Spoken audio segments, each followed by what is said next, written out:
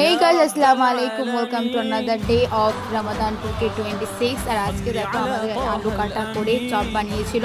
আর এদিকে দেখো ছোলাটা অনেকদিন হয়ে গেছে, ভিজা 3-4 দিন, ওই জন্য বীজ বেরিয়ে গেছে, তো ওটা একটা ছটফটি করেছিল। আর এদিকে ছিল ছোলার আলুর মাখা মাখা একটা তরকারি। আর আজকে আমাদের ডিমও সেদ্ধ করেছিল, টু মাচ প্রোটিন। আমি জোর জবরদস্তি করে ডিমটা খাওয়া হয়। আর আমাদের মজার ইফতারির একটা মজার ব্যাপার বলি, যে প্রথমে অ্যাট ফার্স্ট তোমরা ফ্রুটটা খেয়ে নাও, কমপ্লিট করে না, তারপরেই তোমরা তেলে ভাজা জিনিস টাচ করতে পারবা। এটা একটা ইফতারির মজা, বা মিডল ক্লাস ফ্যামিলির এটা একটা জিনিস বলতে পারো। আর তারপর দেখো আমি ডিমটা অ্যাড করে যে ছোলা সেদ্ধ দিয়ে খেলাম, মানে আমাকে কিছু করতেই হবে, আমি জানো তো তোমরাই। আর তারপরে খেলাম 1 কাপ একদম সুকুন ভরি চাই, মতলব এটা হচ্ছে ইফতারের পরে হালাল নেশা, যেটা খাওয়ার পর মুখ শান্তি হয়ে যায়।